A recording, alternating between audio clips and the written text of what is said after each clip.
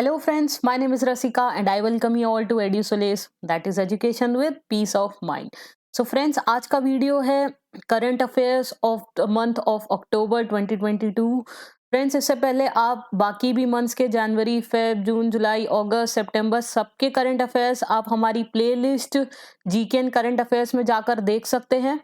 ठीक है, जिन्होंने नहीं देखे हैं, क्योंकि बहुत ही इंपॉर्टेंट करंट अफेयर्स जो कि एग्जाम पॉइंट ऑफ व्यू से इंपॉर्टेंट है, चाहे आप यूपीएससी की प्रिपरेशन कर रहे हो, एसएससी की कर रहे हो, बैंक की कर रहे हो, उस एग्जाम पॉइंट ऑफ व्यू से ये वीडियोस आपके लिए रेडी किए जाते हैं।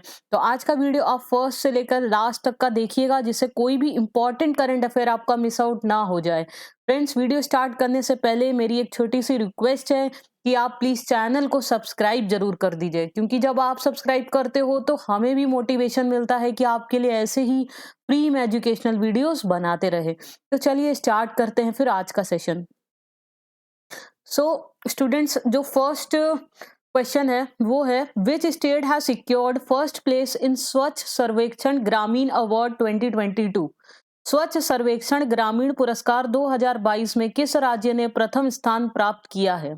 ऑप्शन है आपके, ए तमिलनाडु, बी तेलंगाना, सी गुजरात और डी हरियाणा। तो फ्रेंड्स, इसका करेक्ट आंसर है बी तेलंगाना। तो जो हम आपको बताते हैं, जो स्वच्छ सर्वेक्षण है, ये एक एनुअल सर्वे होता है जो किया जाता है सिटीज का भी और विलेजेस का भी। तो उसमें ये देखा जाता है जो क्लीनलीनेस है, हेल्थ है, सैनिटेशन है, उसका क्या लेवल है, किस लेवल पे गवर्नमेंट उसमें काम कर रही है। तो ये जो स्वच्छ सर्वेक्षण है, ये उसी का पार्ट है जो आपने सुना होगा, इंडिया का स्वच्छ भारत अभियान, उसी के अंडर इसको स्टार्ट किया गया था, जिसमें कि एनुअली इसका सर्वे किया जाता है। तो ये जो ग्रामीण है, इसमें रूरल एरियाज को देखता है, और जो सिर्फ हम स्वच्छ सर्वेक्षण अवार्ड की बात करेंगे, वो नेक्स्ट क्वेश्चन आ रहा है, उसमें भी क्वेश्चन पूछा जाता है कि उसमें कौन सी सिटी और कौन से स्टेट को प्रथम पुरस्कार मिला है। तो स्वच्छ सर्वेक्षण ग्रामीण की जब बात की जाए तो आप याद रखिएगा, वो तेलंगाना को फर्स्ट अवार्ड इसमें मिला है। तो बिगेस्ट स्टेट कैटेगरी में तेलंगाना को मिला है। अगर क्वेश्चन में कुछ नहीं मेंशन हो तो आप बिगेस्ट स्टेट ही मान के चलिएगा। तो बिगेस्ट स्टेट में फर्स्ट तेलंगाना है, सेकंड हरियाणा और थर्ड तमिलनाडु। और अगर स्मॉल स्टेट्स और यूटी की बात करते हैं तो फर्स्ट में अंडमान निकोबार है आपका, सेकंड में दादरा नगर हवेली और थर्ड पे आपका है दमन एंड दीव। ओके, अब चलिए नेक्स्ट क्वेश्चन देखते हैं students. Which city has been adjust as the cleanest city of India in Swachh Survekshan 2022? अब वो देखिए, दोनों में क्या फर्क था, वो था स्वच्छ सर्वेक्षण ग्रामीण, इसमें मैंने वर्ड ग्रामीण नहीं ऐड किया है, इसका मतलब ये टाउन्स और सिटीज की बात हो रही है। तो स्वच्छ सर्वेक्षण 2022 में किस शहर को भारत का सबसे स्वच्छ शहर घोषित किया गया है? ऑप्शन है आपके पास, A Surat, B Indore, C Rajkot और डी विजयवाड़ा। सो स्टूडेंट्स, इसका करेक्ट आंसर है बी इंदौर। तो Indore has been adjust as the cleanest city of India. तो जिनकी भी पॉपुलेशन ग्रेटर देन 10 लाख है, उनकी अलग लिस्ट है। तो उस वो ही आपसे पूछे जाते हैं ज्यादातर एग्जाम में। फर्स्ट नंबर पे इंदौर है, सेकंड पे सूरत और थर्ड नंबर पे नवी मुंबई। और जो बड़े स्टेट्स है which has more than 100 urban local bodies, उसमें फर्स्ट नंबर पे है मध्य प्रदेश। सेकंड और थर्ड ज्यादातर नहीं पूछे जाते हैं, फिर भी सेफर साइड के लिए आप याद रख लो तो अच्छा है। अदरवाइज फर्स्ट तो आपको याद रखना ही है, फर्स्ट सिटी का इंदौर को और फर्स्ट स्टेट का मध्य प्रदेश को अवार्ड मिला है। ओके, नेक्स्ट क्वेश्चन देखते हैं। Which states village panchayat has been declared first fully digital literate panchayat? किस राज्य की ग्राम पंचायत को पहली पूर्ण डिजिटल साक्षरता पंचायत घोषित किया गया है? ऑप्शन से आपके पास, ए कर्नाटक, बी केरल, सी तमिलनाडु या डी आंध्र प्रदेश। सो इसका करेक्ट आंसर है ऑप्शन बी केरला। तो ये जो केरल की एक पंचायत है जिसका नाम है पुलमपरा विलेज पंचायत, तो यहाँ पे अराउंड 3300 रेसिडेंट्स है जिनको फुली डिजिटल एजुकेशन दी गई है। इसका मेन एम ये है स्टूडेंट्स की, जो भी गवर्नमेंट की जो स्कीम्स होती है, जो कि ऑनलाइन गवर्नमेंट स्कीम्स है, तो वो अगर हमारी जो रेसिडेंट्स होंगे वो अगर पढ़े लिखे होंगे, डिजिटली उनको पता होगा डिजिटल हमें कंप्यूटर कैसे यूज करना है, कैसे डिफरेंट साइट्स पे जाना है, कैसे फॉर्म फिलअप करना है, तभी वो इन स्कीम्स का फायदा उठा पाएंगे। तो जिससे जो कि गवर्नमेंट की स्कीम्स है ऑनलाइन, उनका वो फुल्ली यूटिलाइजेशन कर सके, इसलिए पॉपुलेशन को डिजिटल लिटरेसी प्रोवाइड की जा रही है। तो केरल स्टेट का फर्स्ट विलेज है Pullampara village panchayat, which has been declared as fully digital literate panchayat. Okay, next question देखते हैं। Name the app launched by Himachal Pradesh state government to aid police. Himachal Pradesh राज्य सरकार द्वारा पुलिस की सहायता के लिए लॉन्च किए गए ऐप का नाम बताइए। अब ये जो कई तरीके के नए ऐप्स है, पोर्टल्स है, स्कीम्स है, ये जो लॉन्च किए जाते हैं इधर बाय सेंट्रल गवर्नमेंट या स्टेट गवर्नमेंट, उससे डायरेक्टली एग्जाम में क्वेश्चन आपका जरूर आता है। ठीक है, तो हिमाचल प्रदेश गवर्नमेंट का पुलिस ऐप पूछ रहा है और ऑप्शन है आपके पास ए कॉलियोर cop, B HPE cop, C Satyanishtha या डी पुलिस हेल्प। तो फ्रेंड्स इसका करेक्ट आंसर है ऑप्शन सी सत्यनिष्ठा। तो Satyanishtha is an app which has been launched by Himachal Pradesh government to aid police. अब इस ऐप में क्या होगा, इसमें जो भी क्रिमिनल्स है उनका पूरा डेटाबेस इसमें रेडी किया जाएगा, साथ में जो भी माइग्रेंट लेबर्स होते हैं, फॉरेनर्स होते हैं और या किसी भी तरीके के कोई सस्पिशियस लोग होते हैं, उन सबका डेटाबेस इसमें रेडी किया जाएगा, जिससे क्या है कि जो इन्वेस्टिगेशन है वो स्पीड अप हो सके और जो क्रिमिनल एक्टिविटीज है वो स्टेट में कंट्रोल हो सके, उस पे एक वो आ सके कि वो कर्ब हो सके और जल्दी से जल्दी इन्वेस्टिगेशन की जा सके। Okay, so this help prepare police to prepare a database of criminal and study different offenses। different offenses मतलब कई तरीके के क्राइम्स होते हैं जो रिपोर्ट किए जाते हैं अंडर डिफरेंट पुलिस स्टेशन, तो किस किस तरीके के ऑफेंस हो रहे हैं उन सबका डेटाबेस और साथ में कौन कौन क्रिमिनल्स है क्या क्या उनका डेटाबेस रहेगा, जिससे कि जो इन्वेस्टिगेशन है, जांच पड़ताल है, उसको स्पीड अप किया जा सके। ओके, नेक्स्ट देखते हैं, name the startup platform launched by president for women entrepreneurs. महिला उद्यमियों के लिए राष्ट्रपति द्वारा शुरू किए गए स्टार्टअप प्लेटफॉर्म का नाम क्या है? Option A let's venture, option B her start, option C Nai Manzil या ऑप्शन डी वो बिस। फ्रेंड्स इसका करेक्ट आंसर है हर स्टार्ट। हर स्टार्ट नाम से एक स्टार्टअप प्लेटफॉर्म है जिसको हाल ही में लॉन्च किया है। इस प्लेटफॉर्म को किसने बनाया है? Gujarat university Ahmedabad with the support of UNICEF. UNICEF जैसा आपको पता होगा it stands for United nation children education fund. इसके असिस्टेंस से गुजरात यूनिवर्सिटी ने इस प्लेटफॉर्म को लॉन्च किया है। इसका मेन एम ये है कि जो वुमेन एंटरप्रेन्योरशिप है उसको ज़्यादा से ज़्यादा प्रमोट किया जा सके और भी कई महिलाएं अपना न्यू स्टार्टअप लॉन्च कर सके, नए स्टार्टअप ला सके। इसमें जो हर स्टार्टअप प्लेटफॉर्म है इसमें कई तरीके के ट्रेनिंग मॉड्यूल्स होंगे फ्री ऑफ कॉस्ट, जिनकी वो मदद ले सकती हैं, जिसमें नई चीज़ें वो सीख सकती हैं कि कैसे अपने बिजनेस को ऑपरेट करना है। साथ में जो वुमेन एंटरप्रेन्योर्स है they will be link to the various private और गवर्नमेंट प्लेटफॉर्म, उससे उनका डायरेक्ट उसमें लिंक रहेगा। ठीक है, तो इस तरीके से पूरा जो वुमेन एंटरप्रेन्योर्स है वो न्यू स्टार्टअप कर सके, उनको इसकी मदद इसके थ्रू मिल पाएगी। ठीक है, नेक्स्ट देखते हैं, what is India's GDP growth forecast by IMF for 2023। अंतर्राष्ट्रीय मुद्रा कोष द्वारा 2022-23 के लिए भारत की जीडीपी वृद्धि का अनुमान क्या है? ऑप्शन है 6.5%, ऑप्शन बी 6.8%, ऑप्शन सी 7.5% या ऑप्शन डी 7.2%। सो स्टूडेंट्स इसका करेक्ट आंसर है ऑप्शन बी 6.8%। किसी तरीके की न्यू रैंकिंग्स आती है, न्यू रिपोर्ट्स आती है, वो एग्जाम में बहुत ज़्यादा पूछी जाती है। तो जो IMF यानी इंटरनेशनल मॉनेटरी फंड, इसका बार बार रिविजन्स आता रहता है जो कि डिफरेंट कंट्रीज का ग्रोथ रेट क्या रहेगा वो अनुमान ये लगाता रहता है। तो जो इसके पहले जो इनका एस्टिमेशन आया था वो आया था 7.4%, जो कि अब घटाकर इन्होंने 6.8 कर दिया है और साथ में नेक्स्ट ईयर 23 के लिए इन्होंने जो जीडीपी अपनी ग्रोथ रेट अनुमान लगाई है वो लगाई है 6.1%। ओके, तो जब भी आपका एग्जाम हो उसके नियर में जो भी न्यू एस्टिमेशंस आएंगे वो आपको याद रखने, वो एग्जाम में पूछे जाते हैं। अब आपको ये बता दें IMF ने जो कि अपना जीडीपी ग्रोथ रेट है वो कम इसलिए कर दिया है क्योंकि आप जानते हो इंडिया ही नहीं बल्कि दुनिया भर की सारी इकोनॉमीज बहुत ज़्यादा इम्पैक्ट है due to Russia Ukraine war, साथ में जो कोविड हुआ था उसके जो इम्पैक्ट है वो चल रहे हैं, साथ में ओवरऑल हर जगह मॉनेटरी टाइटनिंग हो रही है। ठीक है, तो इन सब का इकोनॉमी पे इम्पैक्ट पड़ रहा है। ठीक है, तो ये इसलिए जीडीपी ग्रोथ रेट को अब 7.4 से 6.8 इन्होंने फोरकास्ट किया है। नेक्स्ट है, what is India GDP growth forecast by World Bank for the 2022-23। वो हमने देखी थी IMF की, ये है वर्ल्ड बैंक की। विश्व बैंक द्वारा 2023 के लिए भारत की जीडीपी वृद्धि का अनुमान क्या है? तो फ्रेंड्स इसका करेक्ट आंसर है ऑप्शन ए 6.5%। ठीक है, सो इन्होंने क्या अनुमान लगाया था? उन्होंने पहले 7.5 लगाया था जो इन्होंने भी घटाकर 6.5 कर दिया है। ओके, तो आपको दोनों के ही परसेंटेज क्या ग्रोथ रेट्स के फोरकास्ट है वो आपको याद रखने by IMF and by World Bank. Next देखते हैं, name the application launched by RBI to advance supervisory process. पर्यवेक्षी प्रक्रिया को आगे बढ़ाने के लिए RBI द्वारा शुरू किए गए आवेदन का नाम बताएं। Option A Daksh, option B Saksham, option C guard या ऑप्शन डी विजन। तो स्टूडेंट्स इसका करेक्ट आंसर है ऑप्शन ए दक्ष। दक्ष का मीनिंग ही होता है एफिशिएंट, किसी चीज को और अच्छे से करना।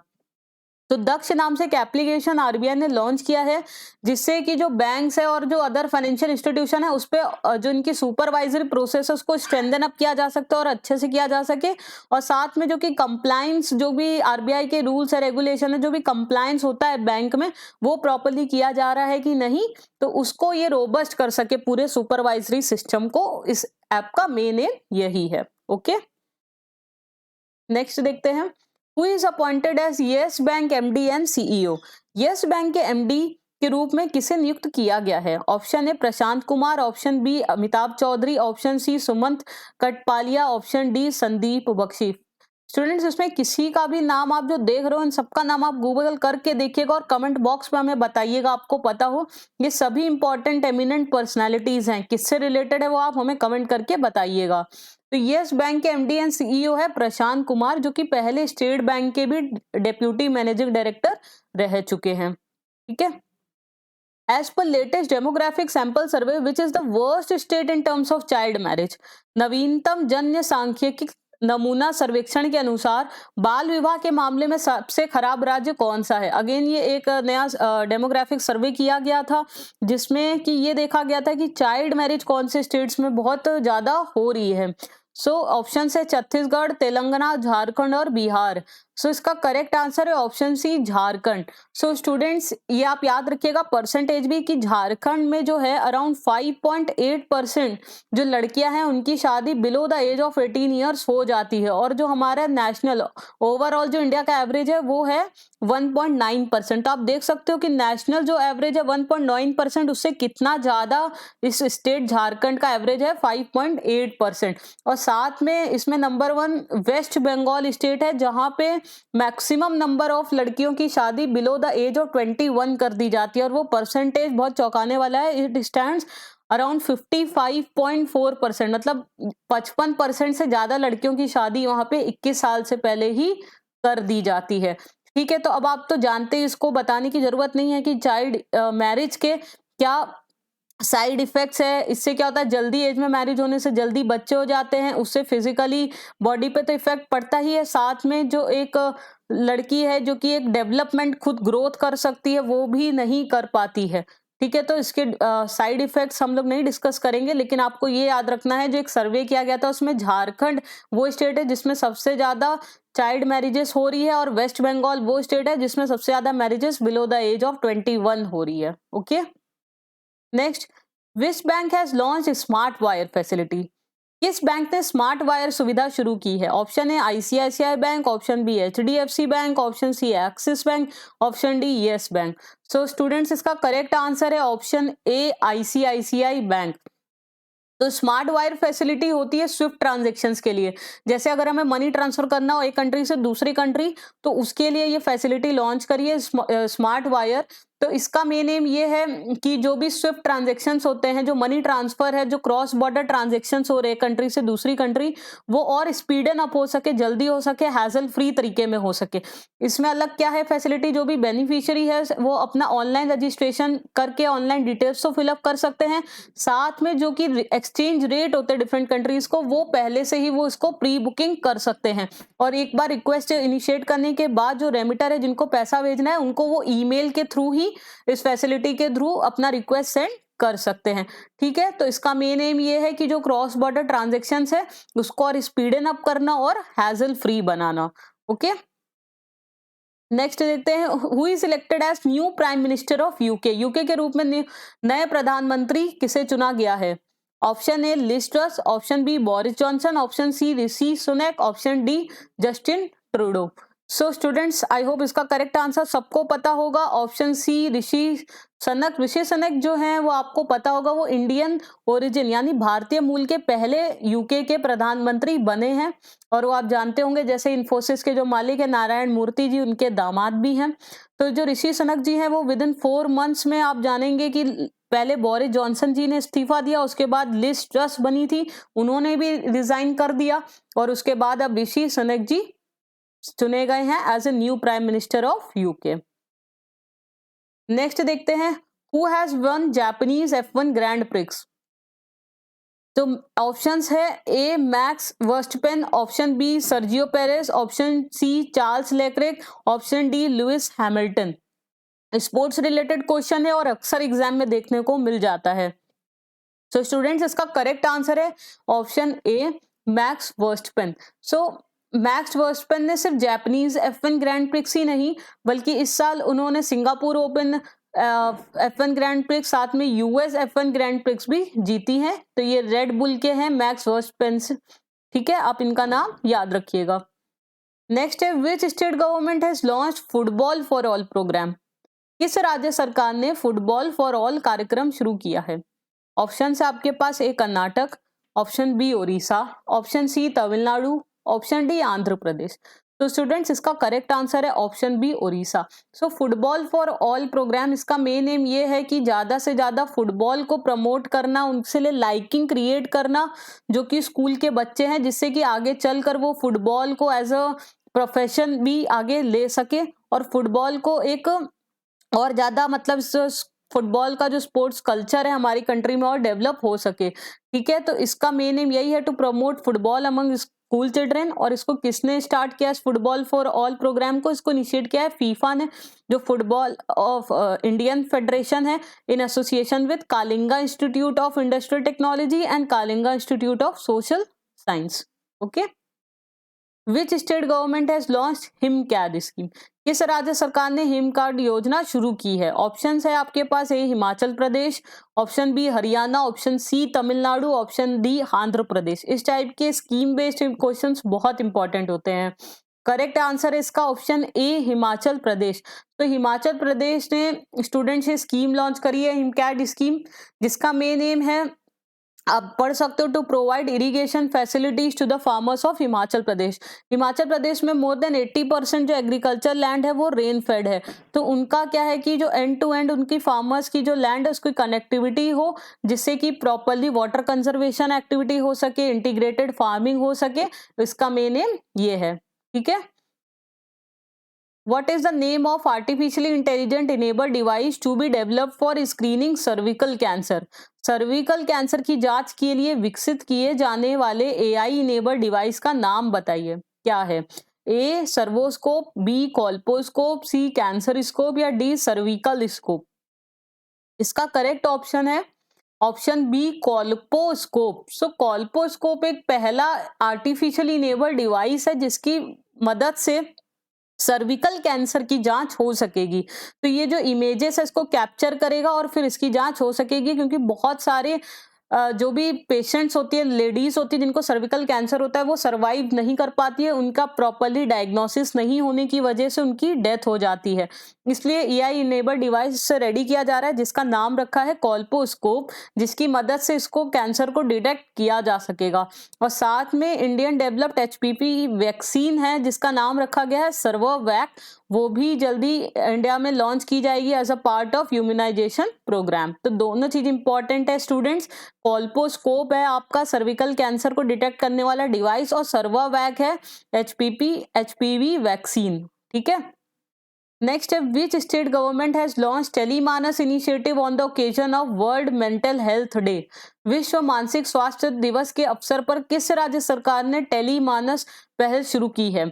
Option A Karnataka, option B Kerala, option C Tamil Nadu या ऑप्शन डी आंध्र प्रदेश। तो स्टूडेंट्स, इसका करेक्ट आंसर है ऑप्शन ए कर्नाटका। तो कर्नाटका स्टेट गवर्नमेंट ने ये टेलीमानस नाम से इनिशिएटिव लॉन्च किया है, जिसमें क्या होगा, अराउंड 23 जो टेली मेडिकल हेल्थ सेंटर्स है वो इससे लिंकअप रहेंगे। तो जिससे कि जो भी मेडिकल हेल्थ इश्यूज हैं वो उसके थ्रू फोन करके अपना बातचीत से डॉक्टर से कर सकते हैं। ठीक है, इसके लिए टोल फ्री हेल्पलाइन नंबर भी है जो सेटअप किया है, जो है 14416। अब आप जैसे जान रहे हो कि बहुत ज़्यादा मेंटल हेल्थ इशू लोगों में बढ़ रहा है आजकल, बहुत ज़्यादा डिप्रेशन और एंजाइटी की प्रॉब्लम्स बढ़ रही है, specially after Covid pandemic and all. तो इसके लिए जो मेंटल हेल्थ इशू है जिसके बारे में ज़्यादा लोग बातचीत नहीं करते हैं, लेकिन बहुत ज़रूरी है कि हमें खुल के सामने आए और साथ में हमें इसका प्रॉपर ट्रीटमेंट मिल सके, उसके लिए टेली मेडिकल जो हेल्थ सेंटर्स है वो इससे लिंक रहेंगे। टेलीमानस का यही मेन एम है कि लोगों को जो मेंटल हेल्थ इश्यूज है वो एड्रेस हो सके। तो ये आप देख रहे हो किस दिन ये लॉन्च किया गया, वर्ल्ड मेंटल हेल्थ डे के दिन। मैंने लास्ट में सारे डेज इसमें रखे हैं, जितने भी important days and themes based questions हमेशा ही एग्जाम में आते हैं, जैसे स्टूडेंट्स आपको पता है।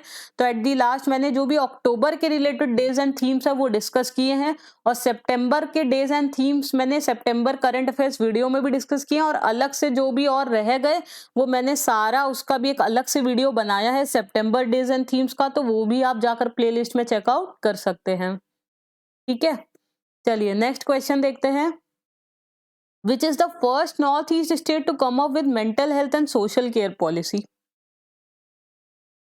मानसिक स्वास्थ्य और सामाजिक देखभाल नीति के साथ आने वाला पहला पूर्वोत्तर राज्य कौन सा है? Option A Manipur, option B Meghalaya, option C Mizoram या ऑप्शन डी सिक्किम। तो स्टूडेंट्स इसका करेक्ट आंसर है मेघालय। तो Meghalaya is the first north east state जिसने खुद की अपनी पॉलिसी लेकर आया है which is related to mental health and social care. तो आप देख रहे हो कितना ज्यादा काम हो रहा है मेंटल हेल्थ इश्यूज को इसको एड्रेस करने के लिए। ओके, नेक्स्ट है who is elected as Iraq new president. तो डिफरेंट कंट्रीज के जो न्यू प्रेसिडेंट्स इलेक्ट किए जाते हैं उस पर भी क्वेश्चन जरूर आता है एग्जाम में। इराक से नए राष्ट्रपति के रूप में किसे चुना गया है? Option A Mohammed bin Salman, option B Abdullah Hamdok, option C Bashar al Assad या option D Abdul Latif Rashid. तो स्टूडेंट्स इसका करेक्ट आंसर है option D Abdul Latif Rashid. इन सभी के नाम आपको पता होने चाहिए, सब इंपॉर्टेंट है। मोहम्मद बिन सलमान जो है वो सऊदी अरेबिया के हैं प्रेसिडेंट प्राइम मिनिस्टर, अब्दुल्ला हैमडॉक आपके सूडान के हैं, और बशर अल असद सीरिया के हैं। ठीक है, तो ये सब नाम मैंने अपना बना के नहीं लिखे हैं, ये डिफरेंट डिफरेंट कंट्रीज के हेड हैं, तो आपको इन सबका नाम पता होना चाहिए। चलिए, साथ में और क्या बताया है एक्स्ट्रा इन्फॉर्मेशन के लिए जो पूछी जा सकती है। राशिद जी ये तो नहीं पूछा जाएगा, बट आप जान लीजिए he has replaced Barham Saleh. पहले अब्दुल राशिद जी के पहले बरहम सलेह थे इराक के प्रेसिडेंट, और इराक की कैपिटल है बगदाद, जो कि आपका स्टैटिक जीए का पार्ट है। चलिए नेक्स्ट देखते हैं। What is the rank of India in commitment to reducing inequality index CRII? असमानता को कम करने की प्रतिबद्धता सूचकांक में भारत का रैंक क्या है? अगेन ये एक न्यू इंडेक्स है, न्यू रिपोर्ट है, न्यू रैंक है जो एग्जाम्स में बहुत ज्यादा पूछा जाता है। तो इसका करेक्ट आंसर है option B 123। So India has rank 123 as per the commitment to reducing inequality index. तो ये जो CRII इंडेक्स है इसने इस बार जो देखा है वो ये देखा है कि जो गवर्नमेंट की जो पॉलिसीज रही हैं डिफरेंट कंट्रीज में वो कितनी इफेक्टिव रही हैं, जो इनइक्वालिटी जो क्रिएट हुई है ड्यू टू कोविड पेंडेमिक उसको टैकल करने में। और साथ में ये जो CRII है ये कुछ पैरामीटर्स है जिसको ये ध्यान में रखती है, जैसे कि एक तो पब्लिक सर्विस है जिसमें आपका हेल्थ, एजुकेशन और सोशल प्रोटेक्शन आता है, दूसरा टैक्सेशन और तीसरा वर्कर्स राइट। तो ये 3 पैरामीटर्स के बेस्ड पे ये इनका इंडेक्स बेस्ड रहता है। तो जो इंडिया की रैंक है CRII में जो 123 पिछले साल से 6 पॉइंट्स आप मान लीजिए कि ऊपर आई है, 6 रैंक इसकी ऊपर आई है। पिछली साल इसकी रैंक थी 129 और इस साल हो गई है 123। बट जो हेल्थ स्पेंडिंग का जो एरिया है उसमें इंडिया ने सबसे लोएस्ट रैंक हासिल करी है फ्रेंड्स। तो यानी हेल्थ पे प्रॉपरली गवर्नमेंट स्पेंड नहीं कर रही है, ऐसा रिपोर्ट में बोला गया है। ठीक है, तो इंडिया की रैंक है 123 और सबसे ऊपर किसकी रैंक है वो भी इंपॉर्टेंट है, Norway. So Norway leads the index followed by Germany जो कि सेकंड पे है। और इंडेक्स को प्रिपेयर किसने किया है तो ऑक्सफैम इंटरनेशनल। ठीक है, तो CRII के बारे में आपने तीनों चीजें देख ली। इंडिया की रैंक 123, नंबर 1 पे नॉर्वे है और प्रिपेयर किसने किया है ऑक्सफैम इंटरनेशनल ने। ओके, नेक्स्ट देखते हैं what is the rank of India in global hunger index. Global hunger index पे आई थी, इसके साथ आपने लास्ट सितंबर में की थी ह्यूमन डेवलपमेंट इंडेक्स थी, उसमें क्या थी, उसमें 130 थी, आपको याद हो तो। ग्लोबल हंगर इंडेक्स 2022 में भारत के रैंक क्या है, तो इसका करेक्ट आंसर है 107। ओके, सो ग्लोबल हंगर इंडेक्स ये देख लीजिए 4 मेजर्स पे बेस्ड है, बहुत इंपॉर्टेंट है। Under nourishment, child wasting, child stunting and child mortality. Under nourishment तो आप समझ ही रहे होंगे वर्ड से कि मतलब प्रॉपरली नरिश बैलेंस डाइट नहीं मिलना। चाइल्ड वेस्टिंग का मतलब है कि low weight in respect to your age, आपकी एज के हिसाब से आपका कम वेट होना। चाइल्ड स्टंटिंग मतलब low height in respect of your age, आपका हाइट कम होना। और चाइल्ड मोर्टेलिटी यानी बच्चों की डेथ हो जाना। Published by Concern Worldwide and Welt Hunger Hilfe. ठीक है, ये भी इंपॉर्टेंट है, इसमें 107 है, ये 4 मेजर्स और पब्लिश किसने किया है, Concern Worldwide and Welt Hunger Hilfe. Next देखते हैं on which river is India first suspension bridge is going to be build. Bharat का पहला सस्पेंशन ब्रिज किस नदी पर बनने जा रहा है। Option A Krishna, option B Mahanadi, option C Tapti या option D Narmada. So students इसका करेक्ट आंसर है ऑप्शन ए कृष्णा। तो इंडिया में ये सबसे पहला है जो केबल बेस्ड सस्पेंशन ब्रिज है जो कि बनने जा रहा है over the river Krishna. It will connect Telangana and Andhra Pradesh. इस ब्रिज से बनने से, जैसे तिरुपति आप सभी जानते हो हिंदू का बहुत बड़ा पिलग्रिमेज साइट है, तो हैदराबाद से तिरुपति जाने का जो डिस्टेंस है वो भी 80 किलोमीटर अराउंड कट ऑफ हो जाएगा। And this bridge will cost around 1082 crores and it will be completed within a time span of 30 months। तो 30 मंथ्स का समय दिया गया है जिसमें ये ब्रिज बन के आपका रेडी हो जाएगा। ये इंडिया में बनने वाला पहला ऐसा ब्रिज है और वर्ल्ड में दूसरा ब्रिज है सस्पेंशन ब्रिज। तो इंपॉर्टेंट है, कृष्णा नदी पे बनने जा रहा है and it will connect Telangana and Andhra Pradesh. Okay, next देखते हैं विच city has one world green city award 2022। किस शहर ने वर्ल्ड ग्रीन सिटी अवार्ड 2022 जीता है। Option A Paris, option B Mexico, option C Montreal और ऑप्शन डी हैदराबाद। तो स्टूडेंट्स इसका करेक्ट आंसर है ऑप्शन डी हैदराबाद। तो हैदराबाद ने वर्ल्ड ग्रीन सिटी अवार्ड जीता है। मतलब जो ग्रीन सिटी अवार्ड आप समझ रहे हो किस फील्ड से रिलेटेड है, it is related to environment. तो तेलंगाना का प्रोग्राम चला था तेलंगाना का हरिता, और उसके लिए मतलब जिसमें लार्ज स्केल पे ट्री प्लांटेशन किया गया था, जिसका मेन एम था कि जो भी स्टेट के जो कि ट्रीज हैं वो बहुत ज्यादा मात्रा में प्लांट किए जाए एंड इट शुड इंक्रीज। इसका मेन एम था कि जो ट्री प्लांटेशन है वो बढ़ के 24 से 33% हो जाए। तो जो तेलंगाना का हरिता हरम प्रोग्राम है उसको इस अवार्ड के थ्रू एक्नॉलेज किया गया, जिसको आप कह सकते हो स्टेट का ग्रीन गार्लैंड जो प्रोग्राम स्टेट ने किया था। सो और इसके अलावा इन्होंने मेन जो अवार्ड है ग्रीन सिटी अवार्ड वो तो जीता ही, उसके साथ 2 और कैटेगरीज में अवार्ड जीता है, living green for economic recovery में और inclusive growth award. Okay, next देखते हैं which country will host 2023 AFC Asian cup. AFC आप जानते होंगे Asian football confederation Asian cup. कौन सा देश 2023 एएफसी एशियन कप की मेजबानी करेगा। ऑप्शन है A China, B India, C Qatar, D Saudi Arabia. आप ये इमेज देखकर आंसर समझ ही गए होंगे, ऑप्शन सी है कतर इसका करेक्ट आंसर। तो ये जो एशियन कप होते हैं फुटबॉल एशियन कप ये हर 4 साल में एक बार होते हैं। तो जो इसके पहले 2019 में हुए थे उसमें भी कतार ने कप जीता था। ठीक है, नेक्स्ट कप के लिए इन दोनों का नाम शॉर्टलिस्ट किया गया है, इंडिया और सऊदी अरेबिया। तो इनमें से कहीं भी एक जगह हो सकता है। आपको एक्स्ट्रा और एडिशनल इंफॉर्मेशन दे देते हैं कि पहले कतर की जगह चाइना ने भी बिडिंग करी थी, बट फिर उनकी जो जीरो कोविड पॉलिसी उसके चलते उन्होंने पुल बैक कर दिया। तो अब ये जो एशियन कप है वो कतर में किया जाएगा और उसके अगले बार का जो रहेगा 2027 उसमें इंडिया और सऊदी अरेबिया को शॉर्टलिस्ट किया गया है। ये तो आने वाला समय ही बताएगा कि वो नेक्स्ट कप का टूर्नामेंट का कहाँ पे ऑर्गेनाइजेशन किया जाएगा। चलिए नेक्स्ट देखते हैं, ऑर्गेनाइज किया जाएगा। Which has won the women's Asia cup 2022। महिला एशियन कप 2022 किसने जीता।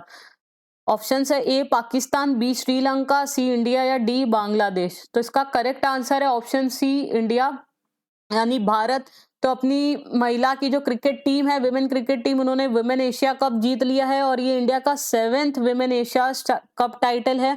Renuka Singh has won the player of the award. तो स्टूडेंट्स आपको पता है कि अभी बीसीसीआई ने साथ में ये भी अनाउंस किया है कि जो मेन और विमेन दोनों ही क्रिकेट टीम की जो क्रिकेटर्स हैं उनकी जो फीस है वो भी इक्वल कर दी जाएगी। साथ में विमेन क्रिकेट टीम हमारा अभी कॉमनवेल्थ गेम्स में भी फर्स्ट टाइम क्रिकेट में ब्रॉन्ज मेडल जीत के लाई थी। तो आप देख रहे हो किस तरीके से विमेन क्रिकेट टीम हमारे देश का नाम रोशन कर रही है और ऊपर आ रही है। इसलिए उनको इनकरेज करने के लिए अभी मेन और विमेन दोनों की फीस भी बीसीसीआई ने इक्वल कर दी है, जो एक बहुत अच्छा स्टेप है to promote cricket among the women in our country. चलिए, who is recently elected as 36 BCCI president? हाल ही में 36वें बीसीसीआई अध्यक्ष के रूप में किसे चुना गया? ऑप्शन है A Sourav Ganguly, option B Roger Binny, option C Harsha Bhogle, option D Jay Shah. So students, इसका करेक्ट आंसर है ऑप्शन बी रोजर बिनी। पहले आप लोग जानते होंगे, इसके पहले सौरभ गांगुली जी थे बीसीसीआई के प्रेसिडेंट 2019 से, और अब उनको रिप्लेस कर दिया है रोजर बिनी जी ने। ओके, नेक्स्ट देखते हैं, who is appointed as 50th chief justice of India? बहुत इंपॉर्टेंट है, भारत के 50वें मुख्य न्यायाधीश के रूप में किसे नियुक्त किया गया है? ऑप्शन है A U U Lalit, option B Ranjan Gogoi, option C Deepak Mishra, या ऑप्शन सी धनंजय यशवंत चंद्रचूड़, या डीवाई चंद्रचूड़ लिख के भी आ सकता है। तो इसका करेक्ट आंसर है ऑप्शन डी डीवाई चंद्रचूड़ जी। ये 50th chief justice of India बन गए हैं। इनके जो फादर थे यशवंत चंद्रचूड़ जी, वो भी इंडिया के चीफ जस्टिस रह चुके हैं, वो 16th chief justice of India थे। So D Y Chandrachud will replace U U Lalit ji and has become 50th chief justice of India. Next देखिए, which state government has decided to launch a common app for the entire taxi industry in state? किस राज्य सरकार ने राज्य के संपूर्ण taxi उद्योग के लिए एक साझा ऐप लॉन्च करने का निर्णय लिया है? ऑप्शन है A Orissa, option B Goa, option C Maharashtra, option D Telangana. तो स्टूडेंट्स, इसका करेक्ट आंसर है option B Goa. So Goa में गोवा टैक्सी ऐप गवर्नमेंट लाने वाली है बाय 2023। तो गोवा में जैसे आपको बता दें कि ओला या उबर नहीं चलती है, तो वहां पे किसी तरीके का कोई भी टैक्सी ऐप नहीं है। तो गोवा में स्टेट गवर्नमेंट ने डिसाइड किया है कि वो खुद का ऐप लाएगी, गोवा टैक्सी ऐप, जिसमें कि सारे जो स्टेट के टैक्सी ऑपरेटर्स हैं वो उसमें रहेंगे। तो आप घर बैठे टैक्सी अपने घर पे बुला सकते हैं और हैजल फ्री कम्युनिकेशन कर सकते हैं। पहले ओला या उबर लाने की बात थी, बट वो प्लान फिर ड्रॉप आउट कर दिया गया है। तो इसमें जो भी प्रॉफिट होगा इसके थ्रू, तो उसमें 95% जो है वो टैक्सी ऑपरेटर्स को जाएगा, और जो 5% है वो पेंशन फंड या पेंशन वेलफेयर फंड को क्रिएट करने में इसका योगदान जाएगा। ठीक है, तो ये गोवा का जो टैक्सी है या ट्रांसपोर्टेशन सिस्टम है उसको रोबस्ट करने के लिए ये स्टेप लिया जा रहा है, जैसे मैंने बताया कि वहां पर क्योंकि कोई और दूसरा टैक्सी ऐप नहीं है। Who has emerged as India's greatest philanthropist? Bharat के सबसे बड़े परोपकारी व्यक्ति के रूप में कौन उभरा है? Option A Narayan Murthy, option B Azim Premji, option C Shiv Nadar, या option D Ratan Tata. So students, इसका करेक्ट आंसर है ऑप्शन सी शिव नादर जी। वो इंडिया के ग्रेटेस्ट फिलेंथ्रोपिस्ट बने हैं इस साल में। उन्होंने अराउंड 1161 करोड़ रुपए डोनेट किया है। इतना तो हम लोग जिंदगी में कमा ही नहीं पाते जितना उन्होंने एक साल भर में डोनेट कर दिया है। सेकंड नंबर पे है अजीम प्रेम जी, जिनको आप जानते होंगे विप्रो के सीईओ है, with the donation of 484 crore. So Shiv Nadar ji जो कि HCL टेक्नोलॉजीज है उनके फाउंडर और चेयरमैन हैं, वो नंबर 1 की स्पॉट पे आ गए हैं एज अ ग्रेटेस्ट फिलेंथ्रोपिस्ट। और सेकंड नंबर पे अजीम प्रेम जी, ठीक है, जो कि विप्रो के सीईओ हैं। चलिए नेक्स्ट देखते हैं, name the online platform to be launched by IRDAI where all the health and life insurance policies will be listed। IRDAI यानी insurance regulatory development authority of India द्वारा लॉन्च किए जाने वाले ऑनलाइन प्लेटफॉर्म का नाम बताएं जहां सभी स्वास्थ्य और जीवन बीमा पॉलिसीज को सूचीबद्ध किया जाएगा। इसके ऑप्शंस है ए बीमा फॉर ऑल, बी बीमा सुगम, सी बीमा सरल, डी बीमा सहज। सो स्टूडेंट्स, इसका करेक्ट आंसर है बीमा सुगम। सो बीमा सुगम नाम से एक ऑनलाइन प्लेटफॉर्म IRDAI लॉन्च करने जा रही है, लॉन्च किया है ऐसा बोल लीजिए, जहां पे सारी हेल्थ इंश्योरेंस पॉलिसी और लाइफ इंश्योरेंस पॉलिसीज लिस्टेड रहेंगी। तो वहां पर आप किसी भी कंपनी का इंश्योरेंस पॉलिसी खरीद सकते हो, इंश्योरेंस एजेंट चेंज कर सकते हो, या जो आपका क्लेम है उसका सेटलमेंट आप कर सकते हो। ठीक है, so it is a one stop destination for all the insurance needs to be operationalized by January 23। अभी वही लॉन्च नहीं की गई है, नेक्स्ट ईयर जनवरी तक लॉन्च की जाएगी। और इस प्लेटफॉर्म का नाम बहुत याद रखिएगा अच्छे से, Bima Sugam. Okay, next, in which state trees outside forest in India program launched? किस राज्य में भारत में वनों के बाहर का पेड़ कार्यक्रम शुरू किया गया है? Toffee trees outside forest in India. Option है ए अरुणाचल प्रदेश, बी असम, सी मणिपुर, डी सिक्किम। तो इसका करेक्ट आंसर है ऑप्शन बी असम। तो असम में अभी ये tree outside forest in India launch किया गया है इन असिस्टेंट विद यूसेड। यूसेड यानी United state agency for international development, उन्होंने मिलकर ये प्रोग्राम लॉन्च किया असम में। और अभी हरियाणा स्टेट गवर्नमेंट ने भी इस प्रोग्राम लॉन्च किया है ट्रीज आउटसाइड फॉरेस्ट। इसका मेन एम ये है कि फार्मर्स और साथ में और भी प्राइवेट एंटरप्राइजेस साथ में मिलकर और ज्यादा से ज्यादा पेड़ लगाए फॉरेस्ट के बाहर, जो ट्रेडिशनल फॉरेस्ट है उसके बाहर भी, और ज्यादा जो ट्री कवरेज है वो बढ़ सके, वाइडर स्केल में पेड़ लगाए जा सके, जिससे कि जो ग्लोबल वार्मिंग है उसको कम किया जा सके, ग्रीन हाउस गैसेस है उनको कम किया जा सके, कार्बन है उसको स्क्वीज किया जा सके, और एक इन्वायरमेंटली सस्टेनेबल बनाई जा सके। और जो क्लाइमेट है हमारा, आप जानते हो उसके लिए कंसर्न कितना सारा चल रहा है, तो ये उसी की तरफ एक स्टेप है। ठीक है, तो याद रखिए trees outside forest in India इस प्रोग्राम का नाम है। अभी ये असम में किया गया है विद यूसेड, और साथ में अभी आई है न्यूज हरियाणा स्टेट गवर्नमेंट ने भी इसको लॉन्च किया है। ठीक है, next, India's first migration monitoring system has been developed by which department? Bharat की पहली प्रवासन निगरानी प्रणाली किस विभाग द्वारा विकसित की गई है? तो department of commerce and industries, department of women and child development, department of food and supplies, civil supplies, department of health and family welfare. So इसका करेक्ट आंसर है department of women and child development. साथ में इसमें important question ये भी आ सकता है कि किस स्टेट ने करी है। तो ये पहली माइग्रेशन मॉनिटरिंग सिस्टम है महाराष्ट्र स्टेट ने करी है। स्टूडेंट्स याद रखिए, मैंने इसमें लिखा नहीं है, महाराष्ट्र स्टेट के जो डिपार्टमेंट है, department of women and child development, उन्होंने इंडिया की पहली ऐसा सिस्टम डेवलप किया है जिसका नाम रखा है माइग्रेशन मॉनिटरिंग सिस्टम। तो इसका मेन एम क्या है, जो कि माइग्रेटेड विमेन होती हैं, जो खासकर प्रेग्नेंट या लैक्टिकेटिंग मदर्स होती हैं, चिल्ड्रन होती हैं, वो जब दूसरे स्टेट में माइग्रेट करे तो उनका डेटाबेस इसमें रहेगा, जिससे कि वो लोग उस स्टेट की जो गवर्नमेंट स्कीम्स है उसका वो बेनिफिट उठा सके। ठीक है, चलिए next, which bank has backed national digital transformation award under BFSI segment? BFSI खंड के तहत किस बैंक को राष्ट्रीय डिजिटल परिवर्तन पुरस्कार मिला है? Option A Nainital bank, option B Karnataka bank, option C IndusInd bank, option D RBL bank. So students इसका करेक्ट आंसर है option B Karnataka bank. So Karnataka bank में केबीएल विकास एक उन्होंने स्टार्ट किया था इनिशिएटिव, जिसका मेन एम ये था कि पूरे बैंक को डिजिटली ट्रांसफॉर्म करा जा सके।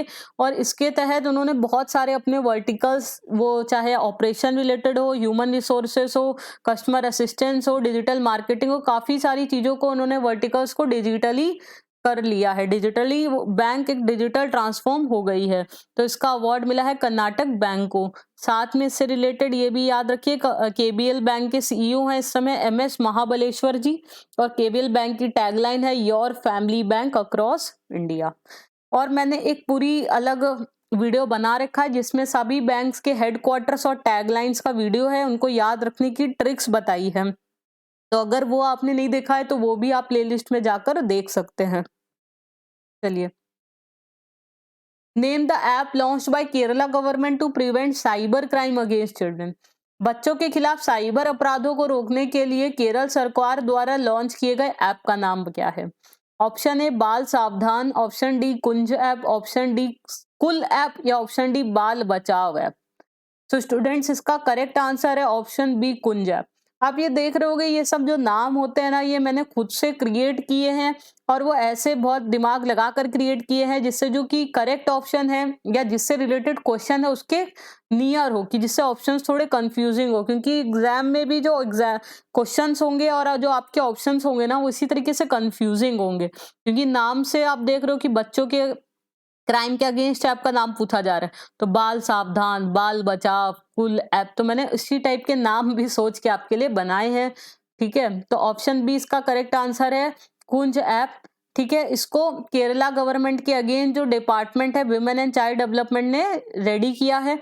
कुंज ऐप में क्या है, इसका मेन एम ये है कि जो चिल्ड्रन है उनको किसी भी तरीके की फिजिकली या मेंटली एक्सप्लॉयटेशन का सामना नहीं करना पड़े। तो अगर आप वहाँ की जो पब्लिक है अगर वो देखती है कि किसी भी बच्चे के खिलाफ उनको प्रताड़ित किया जा रहा है, किसी भी तरीके का उनको फिजिकली या मेंटली हैरेस किया जा रहा है, तो वो कंप्लेन लॉन्च कर सकते हैं।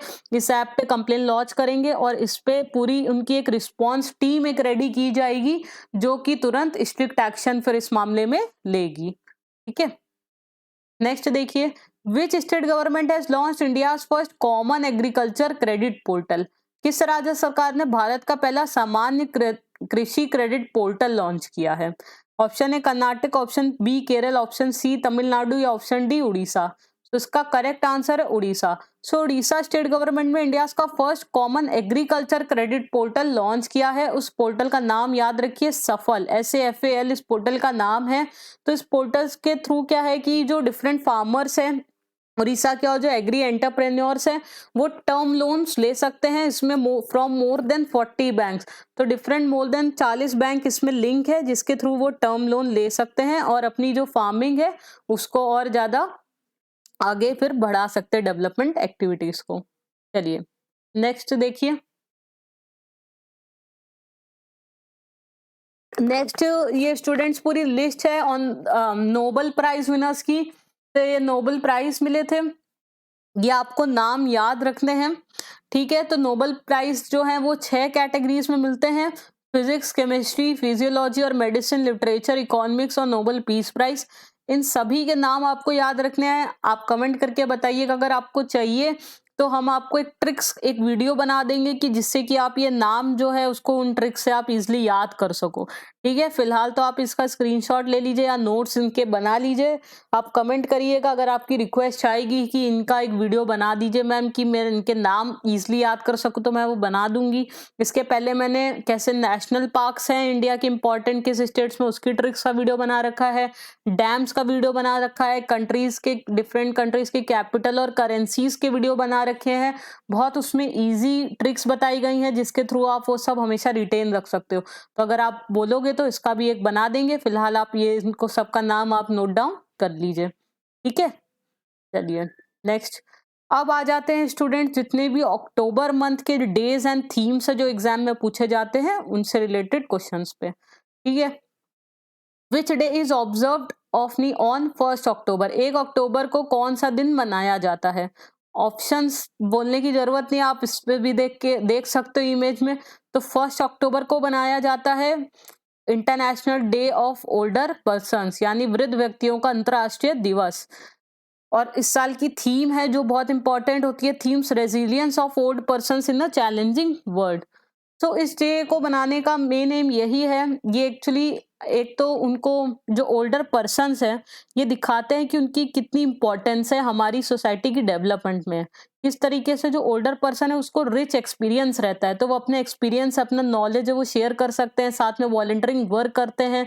तो इस तरीके से वो हमारी सोसाइटल डेवलपमेंट में बहुत हेल्पफुल है। और साथ में अब बदलते इन्वायरमेंट के चलते, इन्वायरमेंट जैसे डेवलपमेंट और अब 2022 आ गया है, ठीक है, बहुत सारी चीजें डिजिटलाइज हो रही है, तो उनके चलते उनको क्या चैलेंजेस फेस करने पड़ते हैं तो वो भी लोगों को अवेयर कराते हैं। तो किस तरीके से वो इन बदलाव के साथ बदल रहे हैं, उनको कैसे कर रहे हैं, यही इस थीम का मतलब है, resilience of older persons in a changing world.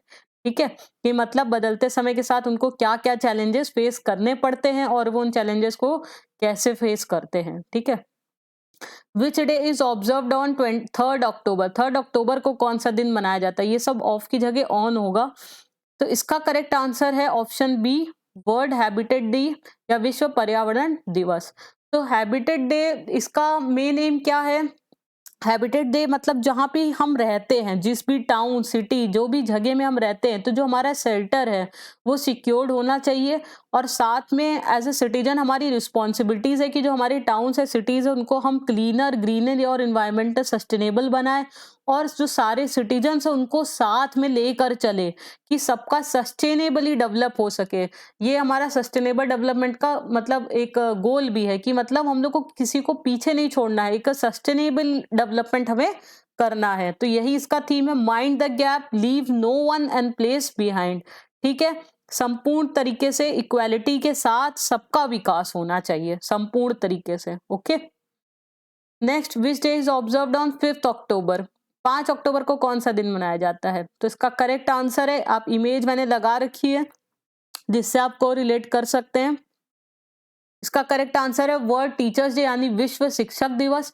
जो इंडिया में जो टीचर्स डे होता है वो 5 सितंबर को सेलिब्रेट किया जाता है, और जो वर्ल्ड टीचर डे है वो 5 अक्टूबर को, एक महीने बाद सेलिब्रेट किया जाता है। ठीक है, इसका थीम है the transformation of education begin with teachers.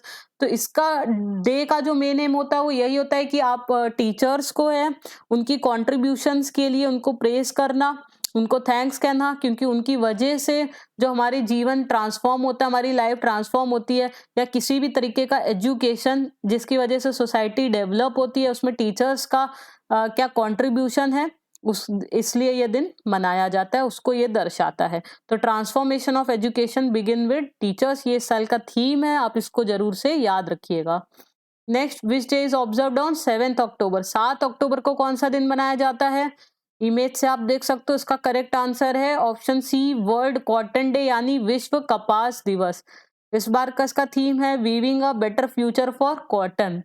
सो ये दिन मनाया जाता है तो जिससे जो भी कॉटन फार्मर्स हैं, तो कैसे और इसको कॉटन फार्मिंग को और सस्टेनेबल बनाना है, और कैसे उनकी लाइवलीहुड इंप्रूव की जाए, और इससे रिलेटेड और उनको डिफरेंट जो भी नॉलेज चाहिए, इंफॉर्मेशन चाहिए, वो गवर्नमेंट डिसेमिनेट करती है। ठीक है, तो ये कॉटन फार्मर्स के लिए ये दिन है, ऐसा आप मान लीजिए। Weaving a better future for cotton ये साल का थीम है।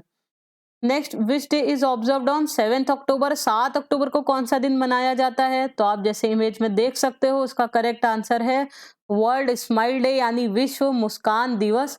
तो ये जो स्माइली है फ्रेंड्स, ये हार्वे बॉल थे, उन्होंने क्रिएट किया था ये जो स्माइली आप देख रहे हो। तो इसका मेन एम क्या है वर्ल्ड स्माइल डे के मनाने का? कि हम लोग अपना एक एक्ट ऑफ काइंडनेस और लव, प्यार से और काइंड एक्टिविटी से किसी के चेहरे पर मुस्कान ला सके, और साथ में खुद भी मुस्कुराता हुआ चेहरा रख सके।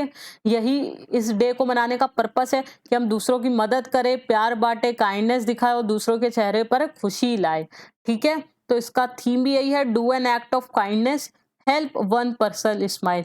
काइंडनेस का एक्ट करिए, लोगों की मदद करिए, और कम से कम हर दिन में एक पर्सन के तो चेहरे पर आपकी वजह से मुस्कान आ सके, इतना तो आप अवश्य काम करिए। ठीक है, चलिए, विच डे इज ऑब्जर्व्ड ऑन 9 अक्टूबर।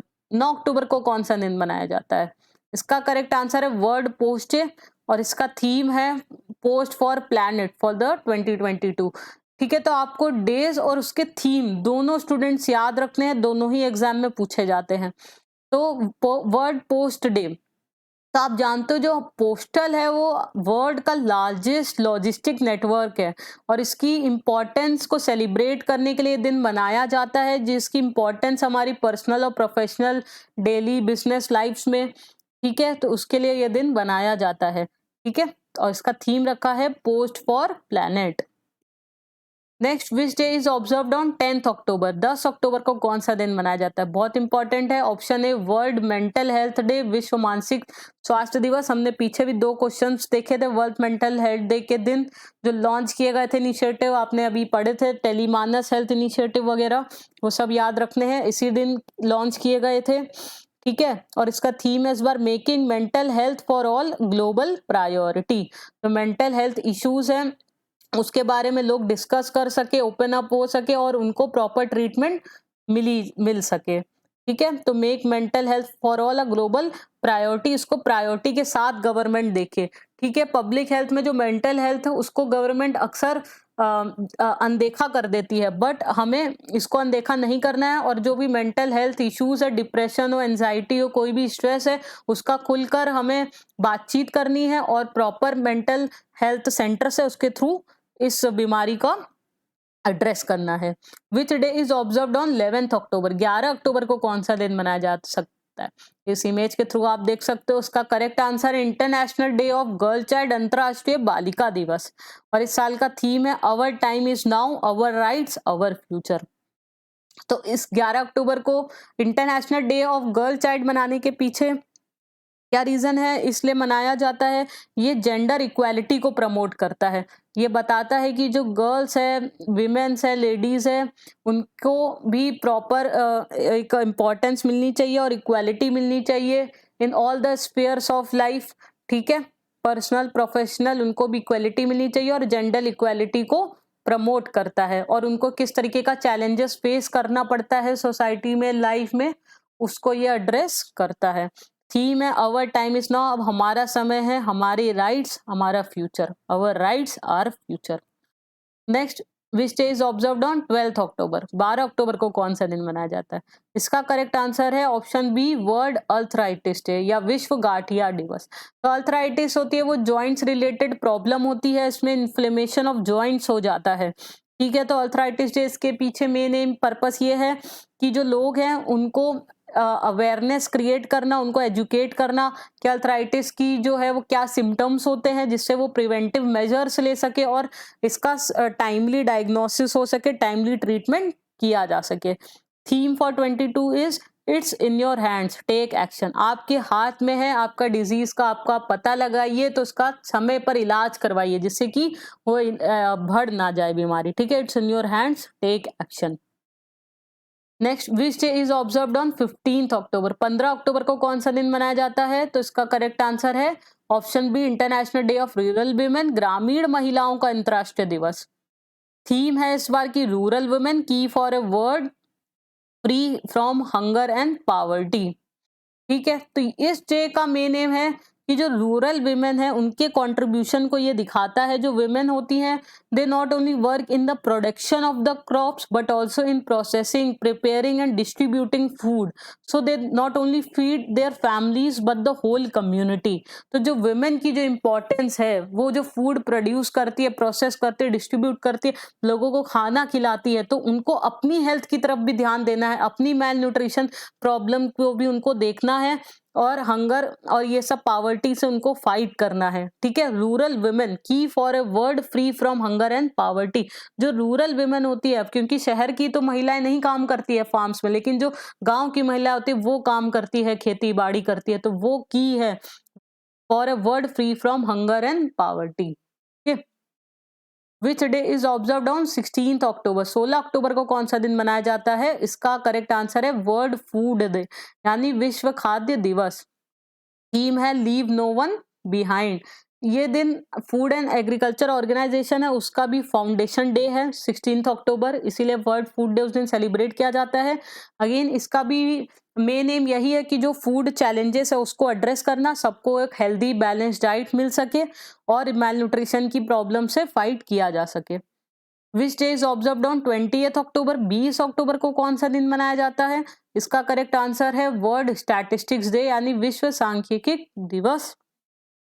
इस साल का इसका थीम है डेटा फॉर सस्टेनेबल डेवलपमेंट। ठीक है, सो वर्ल्ड स्टैटिस्टिक डे का मेन रीजन ये है कि जो भी दुनिया भर में स्टैटिस्टिशियंस हैं उनको कॉन्ट्रीब्यूशंस को अप्रिशिएट करना, क्योंकि वो हमें timely, accurate, reliable, credible data लाकर देते हैं जिससे के थ्रू हम इन्फॉर्म्ड डिसीजंस ले पाते हैं और अपनी प्लानिंग को और अच्छे से कर पाते हैं। तो जो डेटा का क्या इंपॉर्टेंस है आज की लाइफ में आपको सभी को पता है, तो उनके रिसर्च वर्क को अप्रिशिएट करता है ऑफ स्टैटिस्टिशियंस।